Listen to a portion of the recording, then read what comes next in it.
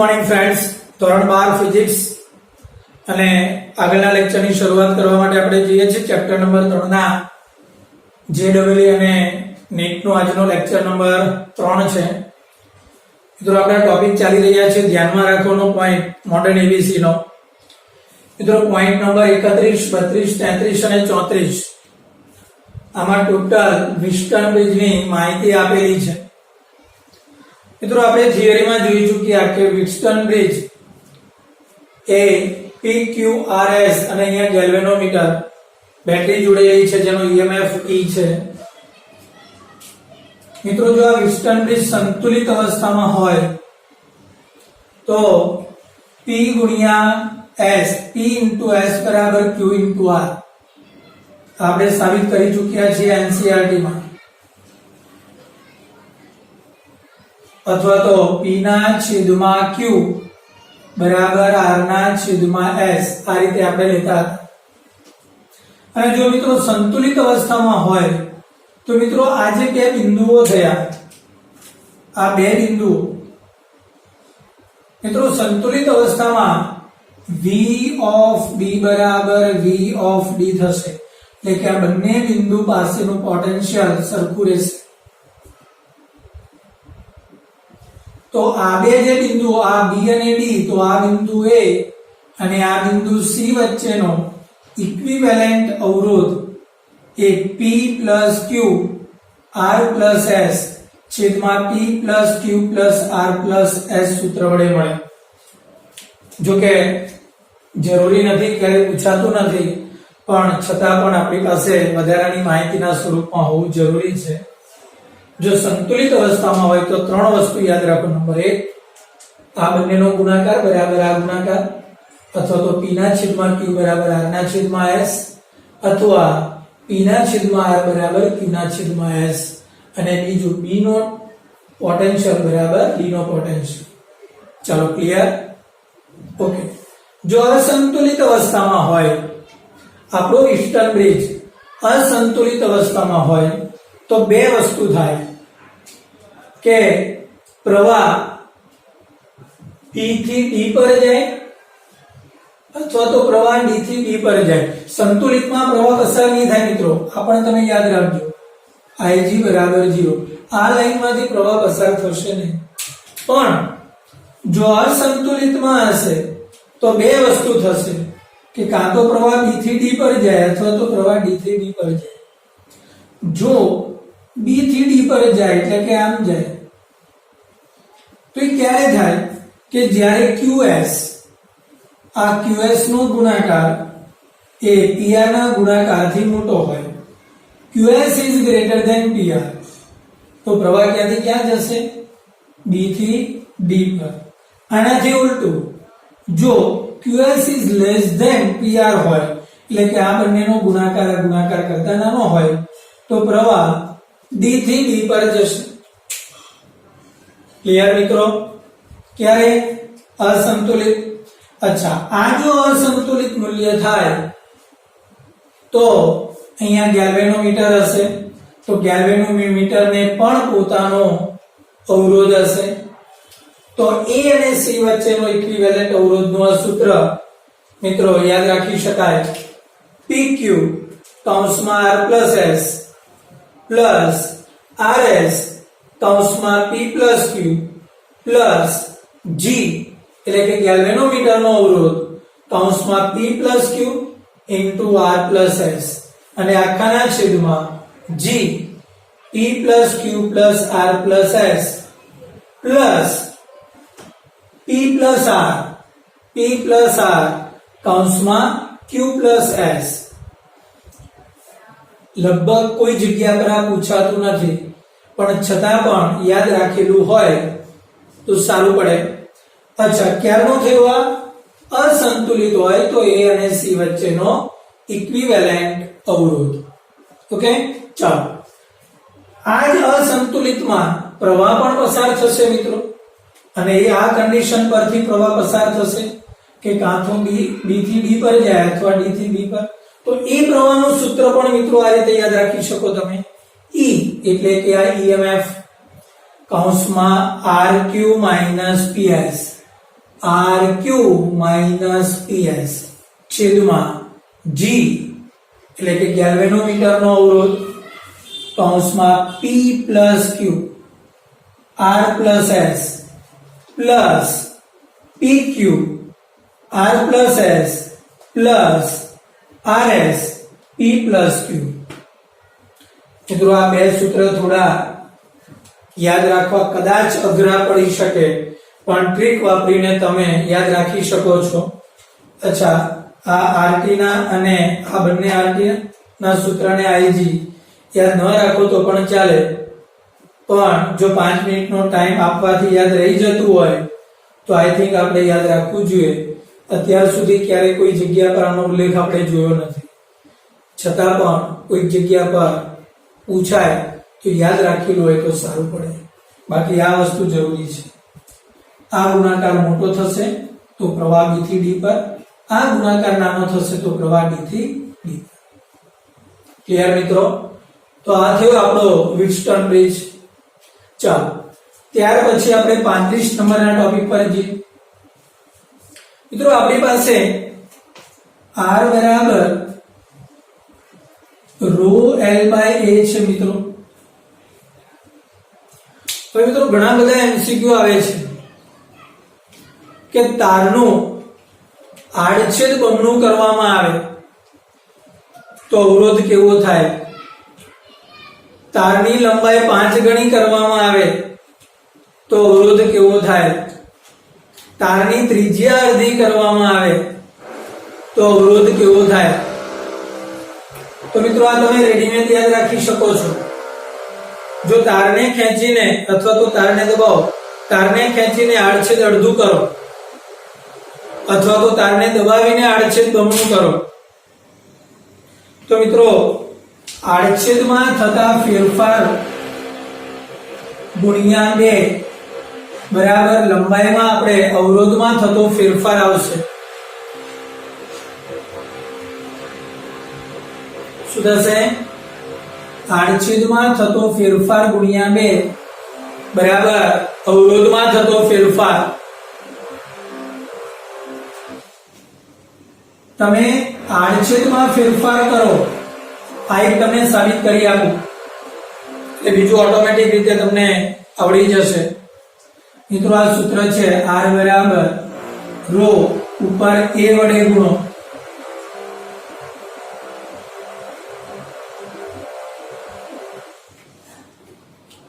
ત્રુટીનું સૂત્ર વાપરો.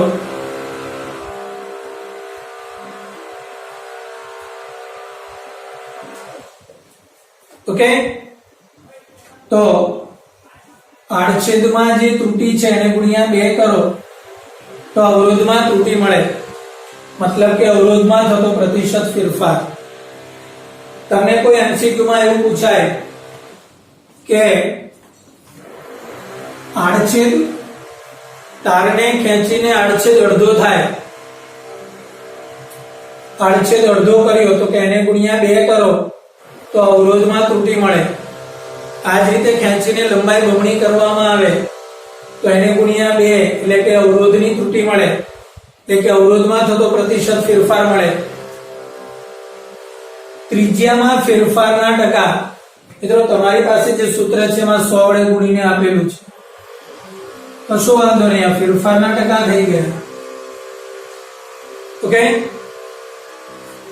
ક્ષેત્રફળના ફેરફારના ટકા ગુણ્યા 2 બરાબર ત્રિજ્યાના ફેરફારના ટકા, લંબાઈના ફેરફારના ટકા ગુણ્યા 2 બરાબર અવરોધના ફેરફારના ટકા,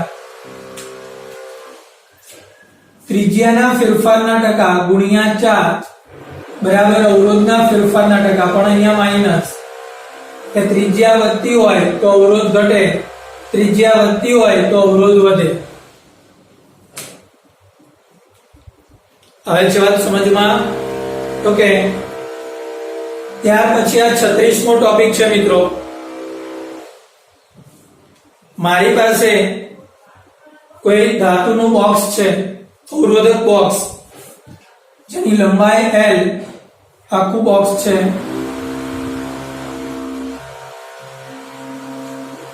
જેની લંબાઈ L છે પહોળાઈ b અને ઊંચાઈ h છે. હવે જો મિત્રો પ્રવાહ લંબાઈને સમાંતર પસાર થતો હોય તો r બરાબર ρ L/A સૂત્ર છે આપણી પાસે. તો જો હું આમાં કિંમત મૂકું મિત્રો તો ρ આ લંબાઈ એટલે L અને ક્ષેત્રફળ એટલે આ થઈ જશે મિત્રો. તો આ ઊંચાઈ ગુણ્યા પહોળાઈ એટલે b * h થશે. જો પ્રવાહ લંબાઈને સમાંતર જશે તો ઓકે. અચ્છા, જો પ્રવાહ ઊંચાઈને સમાંતર ગયો આ રીતે પ્રવાહ ગયો મિત્રો આમ, તો મિત્રો આપણી લંબાઈ બની જશે અને એ જો લંબાઈ બનશે તો આપણું ક્ષેત્રફળ બનશે. તો L * b આપણું ક્ષેત્રફળ બનશે. તો આ કિસ્સામાં મિત્રો r બરાબર ρ તો ખરો જ, પણ આપણી લંબાઈ બનશે છેદમાં ક્ષેત્રફળ b * L બનશે. હવે ચાર સમજમાં. અચ્છા, જો તમારો પ્રવાહ એ પહોળાઈને સમાંતર બનશે, કોને સમાંતર? પહોળાઈને સમાંતર, એટલે કે તમારો પ્રવાહ આ દિશામાં જતો હોય તો મિત્રો તમારું સૂત્ર બનશે કે r બરાબર ρ લંબાઈની જગ્યા પર b થશે તો મિત્રો તમારું આડછેદ L * h થશે. એ ઘણીવાર MCQ માં આ રીતનું હોય છે. તમને તારની લંબાઈ આપી હોય, પહોળાઈ આપી હોય અને ઊંચાઈ આપી હોય તો ત્યાં તમારે જરા જોવું પડે કે પ્રવાહ લંબાઈને સમાંતર છે, કોઈ પ્લેટ આપી હોય ધાતુની અને તમારી પાસે અવરોધ માંગે તો મિત્રો એ કોને પેરેલલ પ્રવાહ જાય છે તેના ઉપરથી તમે તેનો અવરોધ નક્કી કરો. લંબાઈને પેરેલલ છે તો ρ L તો ખરો જ, તો આડછેદ b * h થાય. અચ્છા, b ને પેરેલલ જતો હોય તો ρ * b તો ખરો જ, પણ આડછેદ L * h થાય. પણ જો તમારો પ્રવાહ ઊંચાઈને પેરેલલ જતો હોય તો આ અવરોધ r બરાબર ρ * h ના છેદમાં b * L થશે. હવે છે વાત મિત્રો, તો આ થયો આપણો ટોપિક નંબર 36. ચાલો આગળ વધીએ. તો ત્યાર પછી 41મો ટોપિક કે બલ્બમાંથી પસાર થતો મેક્સિમમ પ્રવાહ. મિત્રો બલ્બને રિલેટેડ ઘણા બધા MCQ હશે. સર્કિટમાં બલ્બ જોડેલો હોય તો એ બલ્બમાંથી મેક્સિમમ કેટલો પ્રવાહ પસાર થઈ શકે? તો મિત્રો એનું સૂત્ર આવશે Imax બરાબર બલ્બનો પાવર. બલ્બનો જે પાવર છે મિત્રો આપણી ઘરે જે બલ્બ હોય તેનો પાવર ઉપર લખેલો હોય 5 વોટ, 6 વોટ, 10 વોટ. એ માર્કેટમાં તમે જ્યારે બલ્બ લેવા માટે જાઓ ત્યારે તેના ઉપર તેના પાવર લખેલા હોય. એ પાવર છેદમાં રેટિંગનો વોલ્ટેજ એટલે કે વોલ્ટેજ રેટિંગ, આ બંનેનો ગુણોત્તર કરીએ તો આપણને Imax મળે. સિમ્પલ સૂત્ર છે P = VI. તો I ને કરતા બનાવ્યો P/V. પણ મિત્રો આ V એટલે બલ્બનો વોલ્ટેજ રેટિંગ લેવાનું છે આપણે. તમારી બુકમાં અહીંયા આવી રીતે લખેલું છે કે બલ્બનો પાવર અને અહીંયા વોલ્ટ લખ્યું છે. પાવર વોલ્ટમાં ક્યારે પણ નહીં આવે, પ્રિન્ટિંગ મિસ્ટેક છે. એ જરા સૂત્રને સુધારી રાખજો. Imax બરાબર બલ્બનો પાવર P છેદમાં વોલ્ટેજ રેટિંગ V થશે. ઓકે. અચ્છા, હવે ત્યાર પછી 42 શોર્ટ સર્કિટ. મિત્રો આ શબ્દ વારંવાર આપણે ઉપયોગમાં લઈશું. સર્કિટ હશે, કોઈ સર્કિટ ડ્રો કરેલી હશે તેમાં આપણે શબ્દ બોલીશું કે શોર્ટ થયું, આ બે બિંદુઓ શોર્ટ થાય છે. તો સર્કિટમાં જ્યારે કોઈ પણ બે બિંદુઓ તાર વડે જોડવામાં આવે ત્યારે તે બે બિંદુઓ શોર્ટ થયા કહેવાય. કોઈ પણ બે બિંદુઓ વચ્ચે એક વાહક તાર જોડાઈ જાય તો એ બે બિંદુઓનો સ્થિતિમાન સરખો થઈ જાય તો ત્યારે તે બે બિંદુઓ શોર્ટ સર્કિટ થયા છે તેમ કહેવાય. એટલે આપણો શબ્દ જે છે શોર્ટ સર્કિટ, પરિપથમાં બે બિંદુઓ કોઈ તાર વડે જ્યારે જોડાઈ જાય ત્યારે તે બે બિંદુઓ શોર્ટ સર્કિટ થયા છે તેમ કહેવાય અને જ્યારે આવું થાય ત્યારે તે બિંદુઓ વચ્ચેનો વિદ્યુત સ્થિતિમાન સમાન છે તે કહેવાય. દાખલા તરીકે આ રીતે એક અવરોધ છે, એક અવરોધ અહીંયા અવરોધ, આ બીજો અવરોધ. ઓકે, જો હું તારથી આ બે બિંદુઓને જોડી દઉં તો આ બે બિંદુઓ શોર્ટ થયા કહેવાય. તો મિત્રો આ બંનેનું સ્થિતિમાન પણ સરખું થશે. ઓકે, તો આ શોર્ટ સર્કિટ શબ્દનો અર્થ થયો. વારંવાર આ શબ્દનો આપણે ઉપયોગ કરીશું. ઠીક છે, તો મિત્રો અહીંયા આપણે સમગ્ર ચેપ્ટરના JEE નીટ ને રિલેટેડ જેટલા બી કન્સેપ્ટ હતા એ આપણે પૂરા કરીએ. હવે મિત્રો આપણે શરૂ કરીએ MCQ સેક્શન. મિત્રો હવે તમારે અહીંથી બે કામ પેરેલલી સાથે સાથે કરવાના છે. અહીંયા તમને જેમ જેમ MCQ કરાવું છું આ MCQ ને રિલેટેડ તમારી પાસે જે કુમાર પ્રકાશનની જે બુક આપેલી છે દર્પણ, તેના MCQ સાથે સાથે કરવાના છે. પ્લસ અહીંયા જે નંબર નથી થતો એ નંબરના MCQ પણ તમારે કરતા રહેવાના છે. અને એ MCQ જે તમે પ્રેક્ટિસ કરો છો એ દરમિયાન કોઈ પણ MCQ ની અંદર તમને તકલીફ પડે છે કે કોઈ પણ MCQ ની અંદર ક્વેરી છે તો તમે ફોન કરીને પૂછી શકો છો. ફરી પાછું જણાવું છું, અહીંયા જે કંઈ પણ MCQ ને રિલેટેડ માહિતી હતી એ તમને મળી ગઈ છે. અહીંથી મને જેવું લાગે છે કે તમને કરાવી શકાય તેવા 70% MCQ લગભગ આપણી અંદર અહીંયા કવર થઈ જશે. એ સિવાયના જે નંબર બાકી પડે છે એ કમ્પલસરી તમારે પ્રેક્ટિસ કરવાની છે, તમારી બુકમાં લખવાના છે. નથી આવડતા તો ફોન કરીને પૂછો, તમને પાછળ હિન્ટ આપેલી છે. ઓકે, આ ઉપરાંત આ MCQ ને રિલેટેડ અથવા તો અન્ય જે કોઈ બી MCQ છે તમે કુમાર પ્રકાશનની બુકમાં આપેલા છે એ પણ સાથે સાથે કરવાના છે. ત્યાં પણ તમને હિન્ટ આપેલી છે. તમને કોઈ પણ ક્વેરી હોય તો પૂછી શકો છો. ઓકે, શરૂ કરવા માટે જી આપણો પહેલો MCQ મિત્રો શું કહે છે? આ સર્કિટ આપેલી છે આ રીતે.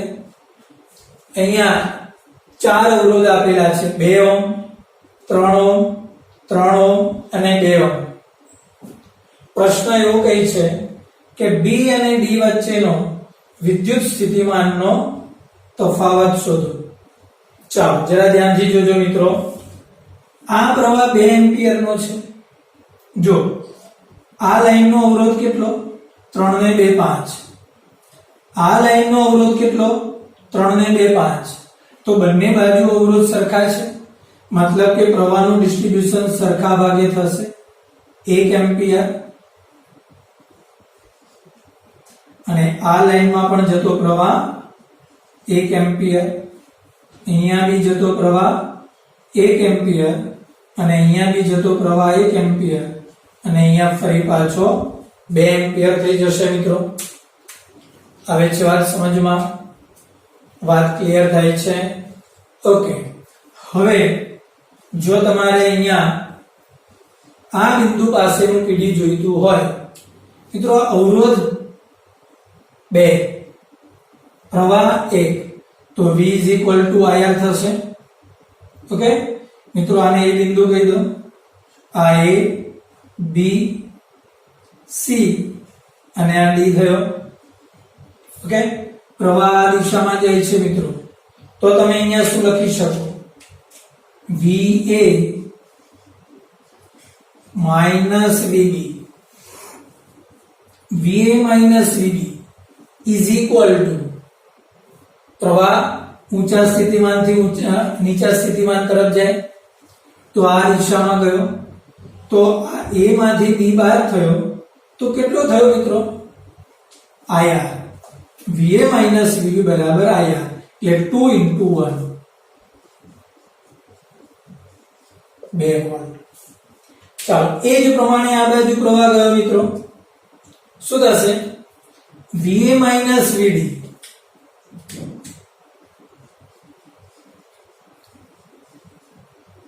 બરાબર 3 ગુણ્યા 1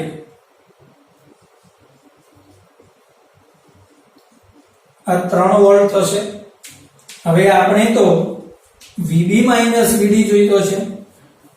કશો વાંધો નહીં મિત્રો, આ બંનેની બાદબાકી કરી લો. ઓકે, આમાંથી આ બાદ કરો તો VA માઈનસ VD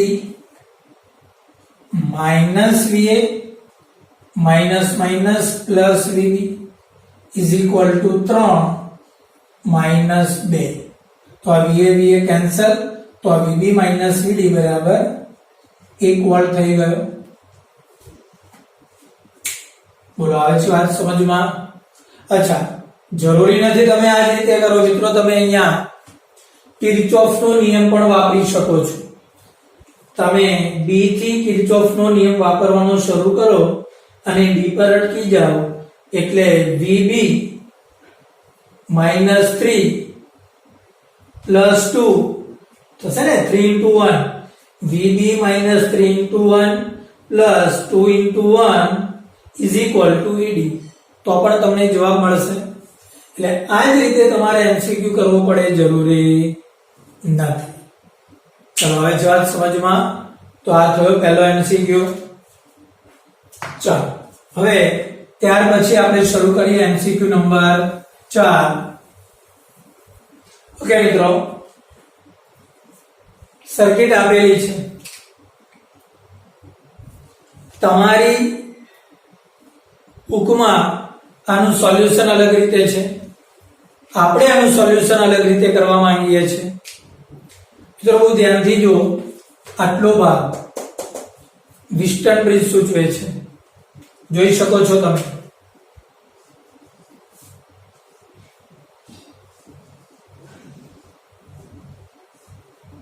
આ 6 2 અને આ 2. ઓકે મિત્રો, આ વિસ્ટન બ્રિજ થયો અને એ વિસ્ટન બ્રિજ સંતુલિત અવસ્થામાં પણ થયો. મતલબ કે આ ગુણોત્તર 1, આ ગુણોત્તર 1 સરખો થયો, મતલબ કે સંતુલિત અવસ્થામાં છે. અને વિસ્ટન બ્રિજ જ્યારે સંતુલિત અવસ્થામાં હોય ત્યારે આ લાઈનમાંથી પ્રવાહ પસાર થતો નથી. મતલબ કે આ બે બિંદુઓ સમસ્થિતિમાન થયા. આ બે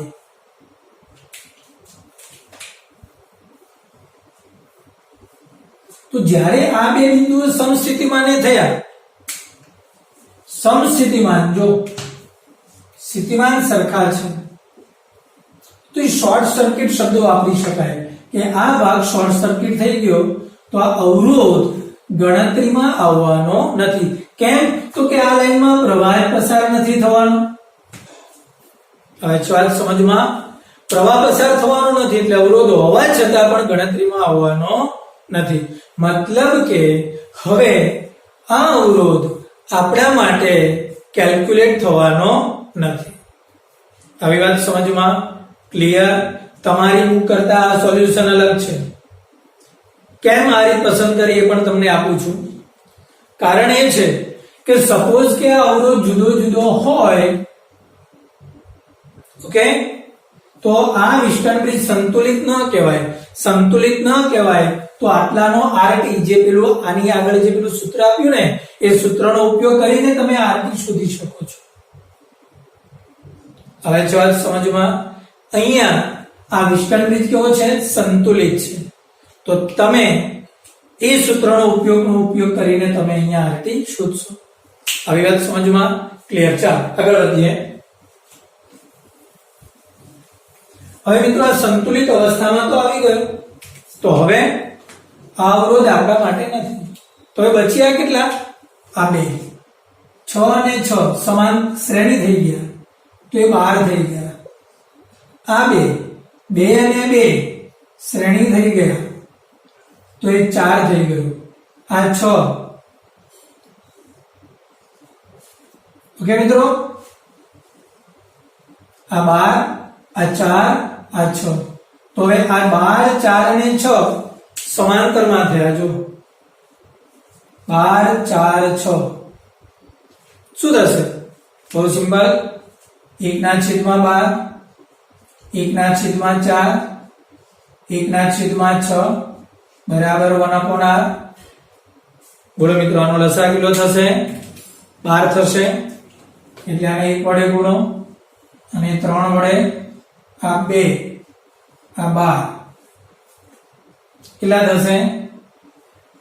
6/12 1/r. તો મિત્રો r બરાબર 2 ઓહ્મ. તો બધાનો અવરોધ 2 થઈ ગયો મિત્રો. તો એ અવરોધ 2 થઈ ગયો તો નવો પરિપથ કેટલો થશે મિત્રો? આ બેટરી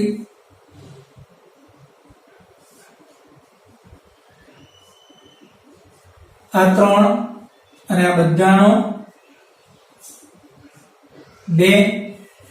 તો 3 ને 2 કેટલા થયા મિત્રો? 5 ઓહ્મ. બેટરીનો વોલ્ટેજ બી કેટલો છે?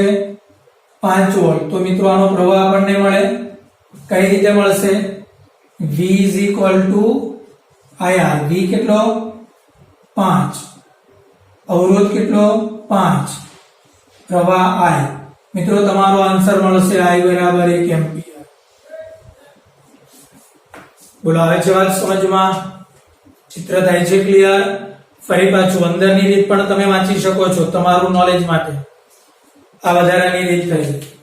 વિસ્ટન બ્રિજ બન્યો, સંતુલિત બન્યો, આ અવરોધ નીકળી ગયો એટલે 6 ને 6 12, 2 ને 2 4 અને આ 6 બધાનો સમતુલ્ય 2 સાથે આ 3 એટલે 5 અને પ્રવાહ થઈ ગયો 1 એમ્પિયર. મિત્રો વચ્ચે જ્યાં જે નંબર છે 3 અને 4 એ પ્રેક્ટિસ કરવાની છે અને સાથે સાથે કુમાર દર્પણની અંદર પણ જે એમસીક્યુ આપેલા છે તે પણ કરવાના છે. ઠીક છે મિત્રો, તો આજના લેક્ચર પૂરતું આટલું રાખીએ. નેક્સ્ટ લેક્ચર માટે ફરી પાછા મળીશું.